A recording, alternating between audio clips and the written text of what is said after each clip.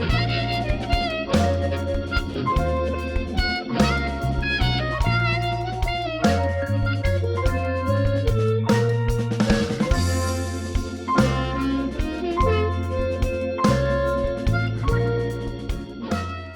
everybody, Jason Ricci here. It's good to have you guys here. I appreciate you following me. Today we're going to talk about the order of your harmonica pedals. So if you're a harmonica player and you recently bought any effects pedals like distortion or octave or chorus or delay, if you got more than one, you might be wondering, what order do I put them in? Now, this might not have even occurred to you. You might have just plugged in all your pedals and nobody told you you couldn't or shouldn't, and you might have them in any old order, just the order that you happen to plug them in, and you might be playing and find that your tone is okay.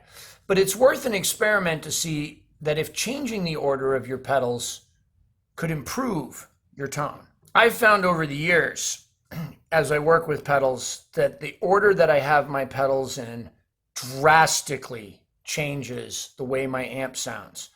Not only tone, but issues like feedback and how my pedals work and how they sound individually is greatly affected by the order that I place them in. Today, I would like to share with you some knowledge that helped bring me in the right direction. Now, fortunately for us harmonica players, guitar players have been messing with pedals for a long time. And this argument about what order they go in has been going on for a long time too. Now, in the end, rules are meant to be broken. There is no right or wrong way. There is no right or wrong order. So everything that I'm going to be telling you today is a suggestion. But these suggestions come as guidelines for those of us that have tried putting them in any old order and changing them. Now, I'm going to share with you an article by a fellow named Robert Keely. Robert Keely designs guitar pedals, guitar effects pedals. Some of them can be used for harmonica pretty well. But he's an authority on the subject of electronics and pedals.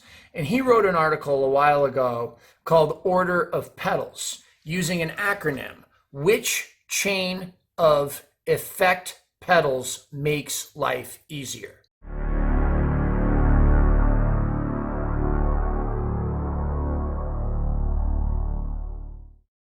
Today, we're going to use this Robert Keely article as a guideline for how we as harmonica players are going to approach the pedal order question. Again, some of the examples that are given by Robert may not be the right ones for you, but they're certainly worth experimenting with.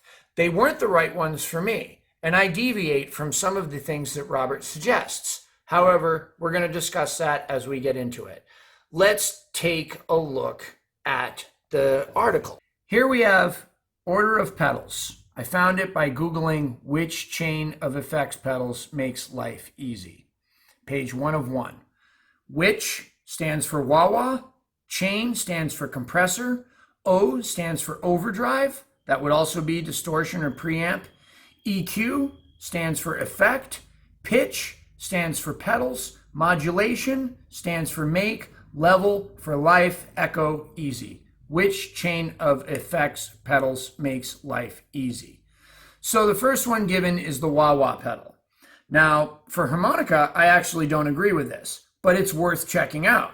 Now, whether or not you have an actual Jimi Hendrix manual wah-wah pedal, like a pedal that you put your foot on and use manually up and down, or you have an auto wah, this suggestion here can work and may work better for you. I have chosen not to do that, and I'll get into that later. Compressor, second. Overdrive, third. That would be like a lone wolf harp break, right? Or like something like maybe even a Kinder anti-feedback, right? EQ, an EQ pedal where you adjust the pitches, like the lone wolf tone pedal, right? Or maybe even like a Boss EQ or any of the other EQs. Pitch, like a tremolo, or even a chorus. Modulation, like an octave pedal, okay? Level would be like a volume pedal. That doesn't really apply to us so much, but there may be some harmonica players out there using a volume pedal. I know there are a few. Echo would be delay or reverb. I'm going to read you what Robert writes here. He says, I like to see wah pedals and sometimes even phasers as the first effect after the guitar / harmonica. We'll call these wah effects, yes, even the phaser. Wah pedals boost the frequency you sweep to with your foot, and phasers cut or notch a frequency that is swept to electronically. Distortion pedals make interesting response changes to the boost or cut from these sweep pedals. So what he's saying is by putting your wah-wah first, that your distortion is going to behave differently having received a signal that's going up and down in volume. Additionally, if you put the wah-wah pedal after the distortion, if you choose not to follow this, which is certainly applicable, you'll find that your wah pedal coming second, your auto wah pedal, whether it's a Maxon or whatever envelope filter you have, is going to function very differently after the distortion pedal. So it's worth checking out. Next, he has compressors, for which chain, compressor being C for chain. Compressor typically go next, although I like them after distortion pedals. In many cases, if the compressor is clean and transparent enough, like the Lone Wolf Flat Cat, which is an optical compressor. Doesn't have to be a Lone Wolf. Any good optical compressor is clean and transparent. Compression after distortion has two effects that I really like. First, the noise floor is lower because the noise from a compressor isn't being amplified and distorted by the overdrive pedal. Second, there appears to be more sustain. That doesn't really apply to us. We're harmonica players. We generate our own sustain. There is one drawback that some people notice, that is a darker, warmer tone.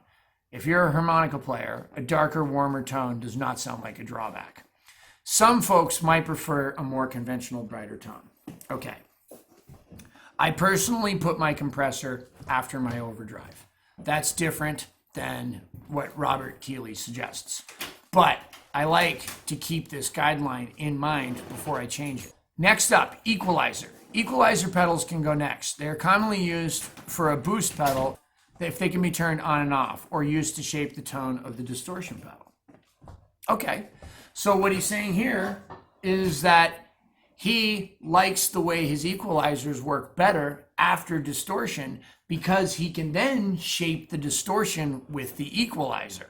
Instead of having the equalizer in place and then having that signal being distorted, he would rather equalize the distorted signal because the distorted signal changes the amount of bass and treble he has. So he can better control that having that pedal next. Additionally, if you were to put an equalizer way at the end of your chain, all your pedals would have to be on at all times in order for that equalizer to really work the way it's supposed to. Okay, next up, pitch changing pedals. Vibrato, for example, or tremolo, right? Go next for the simple reason that many distortion pedals can't handle the many pitches at once. Try strumming a complex chord with your distortion pedal, say a C7 sharp 9 at 11. Okay, so we don't play C7 sharp 9s at 11s on harmonica, but we do play chords like, right? Now, if you play that through an octave pedal, then you try to distort that, you might have a problem. But you definitely will have less of a problem if you have that octave pedal further down in the chain so that your signal is processed and clean and you have your actual tone that you're going to play with most of the night figured out before you put the octave on it. So you definitely want to put your overdrive after your distortion, after your compression, even maybe after your wah-wah pedal, in my opinion. Next, modulation. Effects such as chorus, flanging go next. Okay, right? So you can put your chorus after your octave pedal. Tremolo, volume. Most harmonica players don't use, this is for level, tremolo, volume, right? Most harmonica players don't use volume pedals, okay? But some of them do. I think Jackson Kinchelow uses one. I'm not sure where he puts it, but I'm sure he's thought about it a lot. Last, echo, delay, reverb, okay? You definitely want those two in the end. And then, last but not least, it's not on here, if you're using a sonic maximizer, that pedal's going to go last. Let's take a look at my board. So here it is, and the first thing you may notice is that all these pedals are on, okay, except for this one, right? If you go underneath my board, those pedals are all on. The reason is they're not actually on until I engage them on my looper switcher. Now, you don't need a looper switcher. What it does is it helps you organize everything into one manageable box so you don't have to tap dance all over your board. But a bunch of my pedals stay on all the time. Almost always, I keep my Lone Wolf harp shield on. I almost always keep my harp brake on. And I almost always keep my compression on. Additionally, I run reverb, just a tiny bit of it, at all times. Okay, that's what I do. Now, what you might be thinking is that this doesn't look at all like the order that they're in, right? And that's because the physical order that I have them laid out is there for me to step on for easy access, right? I don't have to step on these pedals because they're engaged through the looper switcher. But even if you don't have a looper switcher, you can put the pedals that you step on, like your chorus pedal, your delay pedal, your octave pedal, put those where you can get at them easy. So, but you still need to wire them up in a particular order. So you might need a longer cable to go to the right pedal and then still organize them in the way that you want to. So let's look at the order of my particular pedals. Now it all starts with this wireless here, which is a Samson wireless. That's coming out and that's going into the Lone Wolf harp shield, which is an anti-feedback pedal. From the Lone Wolf harp shield, I'm going into the Clean Cat, which is a clean boost. Now I only step on this pedal when I want a little extra distortion, okay?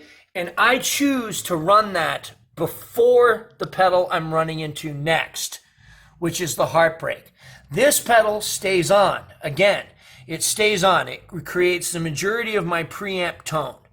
So I have found that the Clean Cat, for me personally, works much better before the harp brake because it gives just a subtle little boost. Now, if I wanted a more dramatic performance out of the Clean Cat, if I wanted more distortion than it offers with this knob here, which is a lot, I could run it after the harp brake, and that would totally change the way it sounds. So I'm going from the wireless into the harp shield, into the Clean Cat, into the harp brake, and then this is going down into my compressor.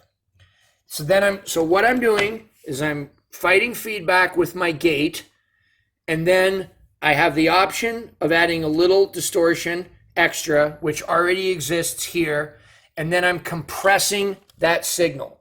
So like Robert Keely said in his article, I have found that for me personally, compression works better after overdrive. So then from there, I'm going in to this wah-wah pedal right here, which is an envelope filter Maxon AF9. Coming out of the wah-wah pedal, which is set into this device here, right here, this cord here, that turns on my wah-wah. Okay, after that, the wah-wah pedal is going straight into this octavizer, the pitchfork. Could be another octave pedal, but that's the one I'm using right now. After that, I'm going into chorus, which all of this right here after the wah-wah follows Robert Keely's thing. So I'm going from my octave pedal into my chorus pedal, from my chorus pedal into the carbon copy delay, right? You can't really see it because there you go. MXR carbon copy delay. From that delay, I have my second delay pedal, which is the flashback here by TC Electronics. And then lastly, almost last, the reverb, then the sonic stop. So I basically have the same order of effects that Robert Keely has, except we have an anti-feedback pedal as harmonica players. And I believe this anti-feedback device, whether it's Kinder or a lone wolf, should always be first.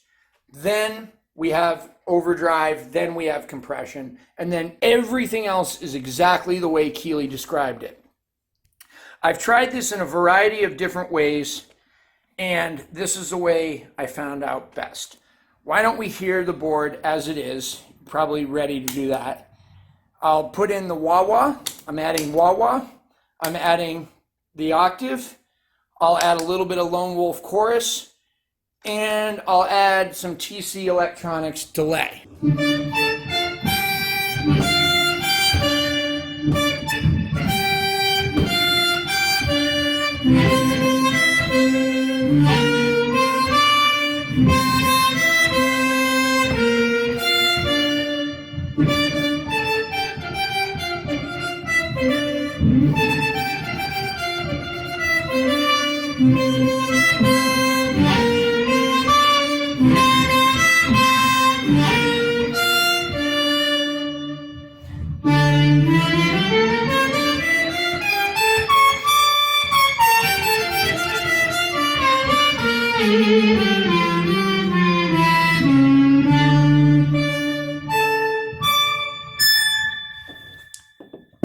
So at the end of this article, Robert Keely says, and this is the most important thing I want you to remember from this video.